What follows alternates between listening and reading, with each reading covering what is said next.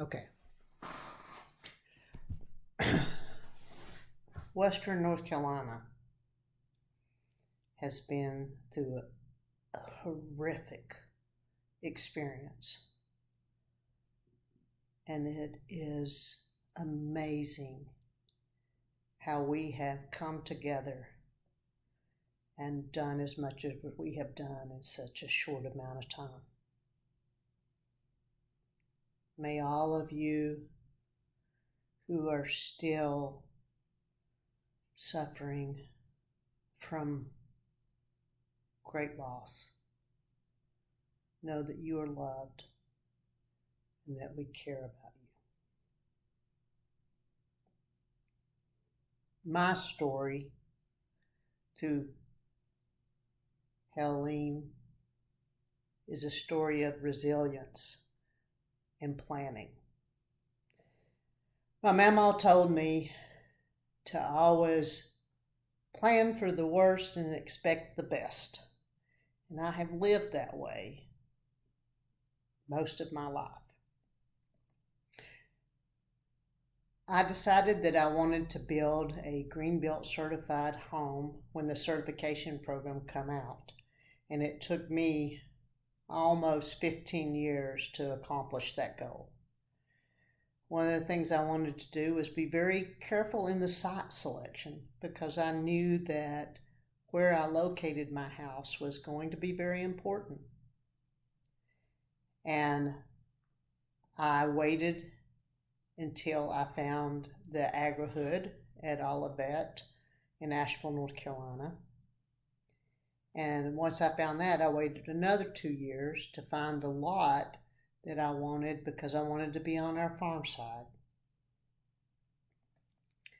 And with careful planning and thoughtfulness over the period of years that it would take for me to accomplish some of the things that I did, I created a resilient house. Our home was Platinum certified, Energy Star certified, Pearl certified. We looked at everything from the site to the selection of products, energy efficiency, indoor air quality, water management, permaculture, landscaping, viewed the house as a system, as a living and breathing system. And we also considered our neighbors and our neighborhood. So when Helene hit, we were prepared with intention for such an event, even though we had no idea how horrific it would be.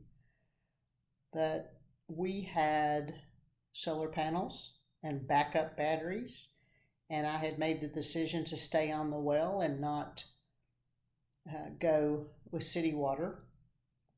So the first day, it's so ironic because we had no idea how bad it really was, because we were over here on our West Ridge with our little neighborhood with no cell service, no access to the outside world. So we thought that it was sort of like what we had experienced before, probably some flooding, and the trees that were in our yard, our neighbors come down, and in the road, our neighbors come down, cut up the trees, pulled them all to the side of the road. Joe helped clean out our gutters. We were the only ones with electricity and water, so we told everybody to bring their food over, and so the neighbors came, they put their food in the refrigerator and the freezer, and then we all got together and had a great supper that night. The next day, we still really didn't know how bad it was. Our neighbors over on the riverside had, we had been able to talk to each other because we had walked across and saw, and a couple of them had trees to fall on there, and there was a lot of trees still around the road. Again, we were sort of just blockade out, and still no really way to see what was going on with the rest of the world. And not any severe flooding, amazingly enough, even though it's the river is over there. It did wipe out our River Park area, and our farm was severely affected by the storm. But as a whole, we did well. And then as the days went by, we began to get out and see how bad it was. It was inconceivable of the amount of damage between the flooding and the trees. Once we were aware that this was going to be more of a long haul situation, we started creating schedules for showers and laundry and times to eat. People came over and were calling our house the Love Cafe.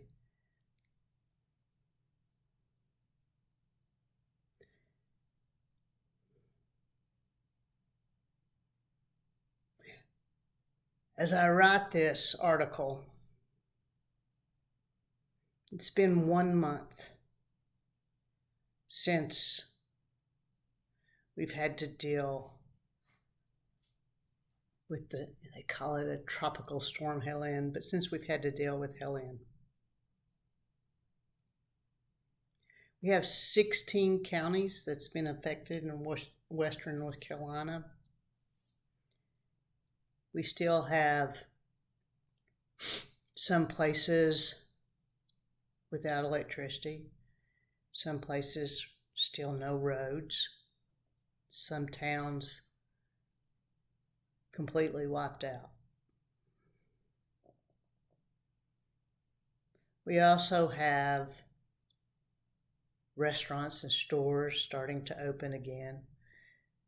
We have bypassed water for our city water in Asheville. We have electricity in most places. So now we are dealing with how do we rebuild?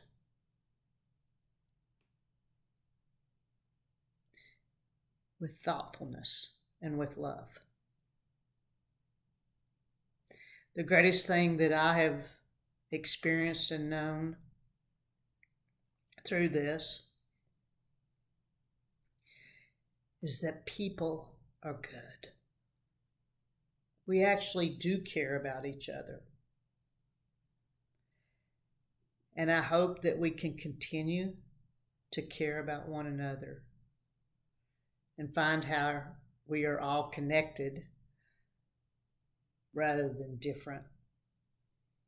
As we begin to sort through the questions of how was there so much destruction, how did this happen? Land planners and city developers and contractors are becoming increasingly aware that what you do upstream affects downstream. How we build is incredibly important. And my wish for everyone is that we build sustainably, thoughtfully, consider our neighbors as we build. There's a lot of technology and a lot of ability to do things different than what was done in the past. There's a lot of things that we can do to improve situations like this. We've known how to make better homes for over 20 years. Our North Carolina Greenbelt certification program started in 2004. If we had have all started building in a more sustainable, resilient manner, than the devastation that Western North Carolina experienced and the fires that are in California and the heat waves in Arizona. We probably wouldn't have them to the degree that they are. So I encourage everyone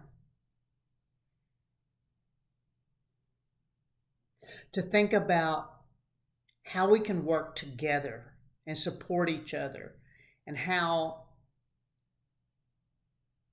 we are people who are good and we really do care about each other. And let's focus on that and make our place a better place to live.